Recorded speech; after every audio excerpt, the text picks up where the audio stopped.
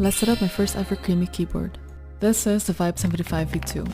It's a compact and wireless keyboard that comes with double-shot PBT keycaps. The first thing I did of course was adding Kuromi to the customizable screen, and I also got these creamy black and pink cat keycaps. A lot of keys went flying during the swap, but honestly look at how cute these look, and they also really match my aesthetic. And now shh, it's ASMR time.